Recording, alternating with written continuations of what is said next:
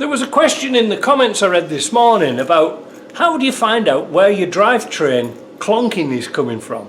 It's a good question, isn't it? I put the car, before I put it outside, I put the car back on the lift so we could have a look. But think about this. I've locked up here the brakes. Now that means if the brakes are all locked up, the driveline has to be completely locked.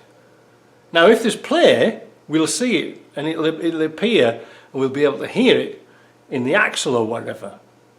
It's just a theory. But I'll show you how I locked up the drivetrain.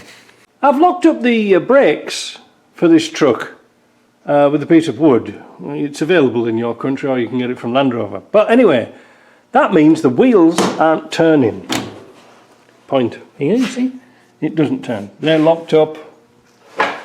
Sorry about the mess, cleaner's day off. That's locked up. So therefore, we can find out if there's any play in the splines here, or in the drive shaft, or the prop shaft. So let's have a look underneath the car. So here we are, we're trying to eliminate if there's any play in this axle. Alright, so the brakes are locked up. I've already done the CV, so I know that one's okay. I'm not sure about this one yet, but is there any excessive play? That's it. That's all there is in that front axle. You know, like, that's acceptable. The reason why? Because I know this doesn't clonk.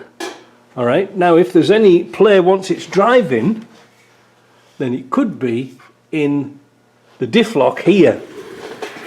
In the centre diff lock, these are kind of renowned for banging about.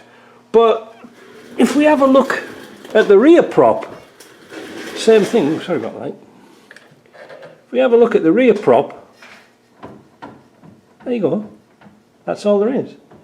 Now you would be, I know that the shafts and the flanges are new in here, but by putting the brake on, you should be able to hear the flange and the shaft banging together.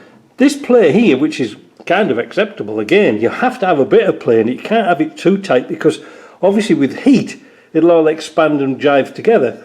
So I know in here it'll be the diff shims that's a little bit out. Is it worth changing? Not really. You'll never get it right, but there always will be some play. Let's turn the light round. Gearbox end, you see, because these are on a different spline. It's a different type of spline setup. But it's a good check to say, by turning this, have we got any play in the prop or it's in the diff? I hope that's helpful a little bit. I suppose it is, because it just eliminates all those problems. Because you can put your hand on the prop shaft and turn this and get a hell of a clonk if the wheels are still turning. You get my drift? Anyway, that was just one of the things that I do to check cars. Might be worth it for you. Alright, see you later. I'm getting out of here.